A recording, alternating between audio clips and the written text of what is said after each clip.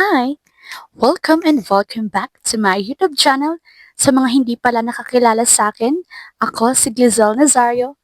At sa mga hindi pa nakapag-subscribe, pakisubscribe naman dyan para updated kayo sa mga susunod kong videos. So sa araw na ito ay pag-uusapan natin kung ano nga ba yung mga psychological tricks para maging confident ang isang tao.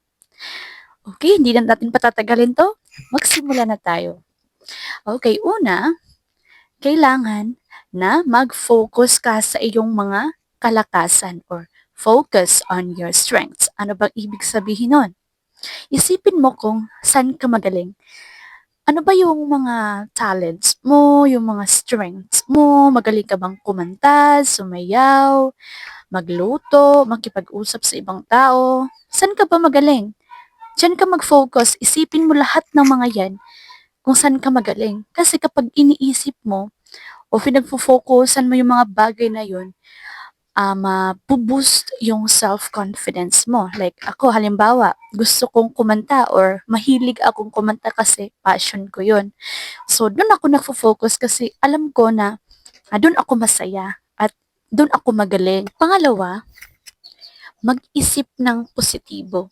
So, alam nyo ba guys, yung mga iniisip natin, ay nakaaapekto yun sa nararamdaman natin. Halimbawa, kung nag-iisip tayo ng negatibong mga bagay, naaapektuhan rin yung mga nararamdaman natin. Sorry nabubulol ako kasi hindi ako Tagalog eh. Bisaya kasi ako. So, pagpasensyahan nyo na ako guys. So, yun. Huwag kang mag-isip ng mga negatibong bagay kasi naaapektuhan yung emosyon mo doon or yung nararamdaman mo doon. Kailangan palagin mong isipin yung mga positibong bagay. So, halimbawa, iisipin mo yung mga stress mo o yung isipin mo yung kahinaan mo, mga kahinaan mo. Sasabihin mo sa sarili mo na, ay, hindi ko kaya yan. O, imbes na sabihin mong hindi mo kaya, sabihin mo sa sarili mo na kakayanin mo, kaya mo. Yun, kapag ginagawa mo yun, edi, maano mo yung sarili mo, maibalik mo yung tiwala mo sa sarili mo, mabuboost yung confidence mo,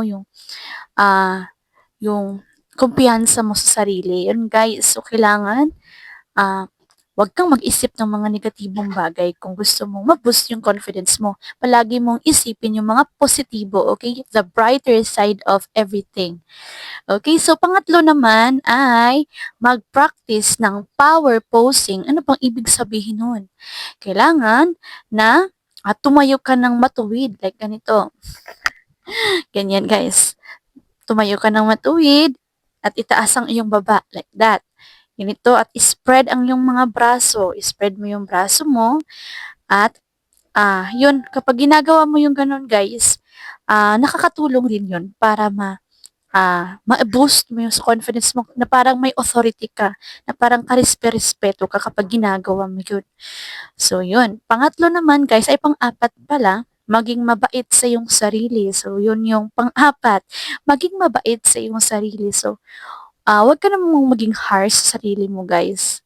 Kasi, kapag ginagawa mo yun, lalong mas mahihinaan ka ng loob kapag hindi ka mabuti or mabait sa sarili mo.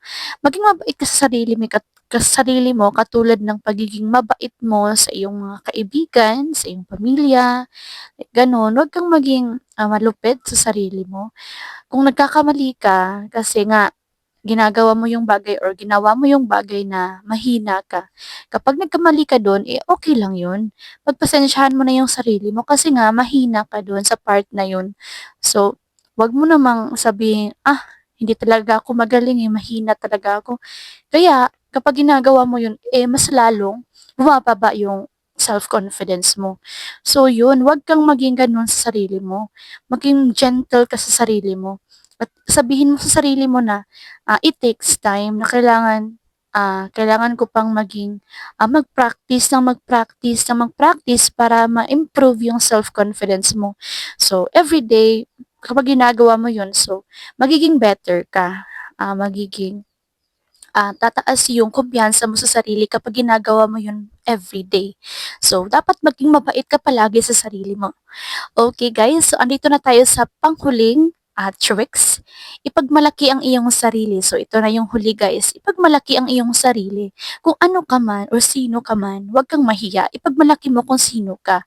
So ito yung pinakamahalagang trick guys kasi ito kasi yung pagiging parang yung sarili mo ay ina-accept mo lahat ng mga ah, kahinaan at kalakasan mo. So in that way guys, parang ah, alam mong may kahinaan ka, alam mong marami kang kahinaan at alam mo ring marami kang kalakasan.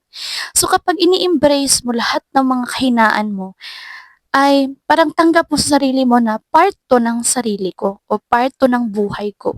So dapat tanggapin ko to. So hindi lang naman hindi ibig sabihin na may kahinaan ako, gagamitin ko 'to or maging dahilan ito para magiging mababa yung kumpiyansa ko sa sarili ko. So, dapat tanggapin mo guys kung ano man yung mga kahinaan mo. Instead, gawin mo silang inspiration para mag-improve yung sarili mo. Gawin mo silang strengths instead na bababa yung confidence mo kasi dahil mahina ka, sa tingin mo mahina ka, hindi ka mahina. Sadyang ganun lang talaga kasi walang perpekto sa atin except sa Diyos. So, dapat yung mga flaws na yun, yung mga kahinaan natin, gawin natin silang strengths para maging malakas natin or maging lakas natin sila.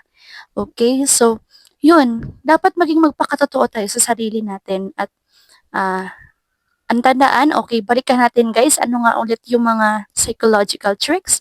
Una, focus on your strengths. Okay, mag-focus kasi yung mga lakas. Pangalawa, mag-isip ka palagi ng positibo. Pangatlo, mag-practice ng power posing, tumayo ng matuwid, okay? Kapag naglalakad ka, huwag kang paayok-uyoko ng gano'n. Tsaka kailangang nakatayo ka ng matuwid. Pang-apat, maging mabait sa iyong sarili, huwag maging harsh sa sarili kapag nagkamali. At panghuli, ipagmalaki ang iyong sarili. So, yun yung huli, ipagmalaki mo kung sino ka. Okay guys, so sana nakatulong tong video na 'to at sa mga kung nakatulong man ito guys, so pahingi naman ng favor diyan 'no, paki-subscribe naman sa aking YouTube channel para at paki-click rin ng bell button diyan sa ibaba para updated kayo sa susunod kong videos. Okay, kung may mga katanungan kayo guys or may mga suggestions kayo na pwede kong gawan ng content, paki-comment na lang do'n sa comment section, paki-comment ng gusto nyong topic na pwede kong gawan ng video para malaman ko. So, hanggang dito lang muna tayo guys at sana naman ay may natutunan kayo. Okay, salamat sa inyong panonood. See you next time sa ating video. God bless sa ating lahat.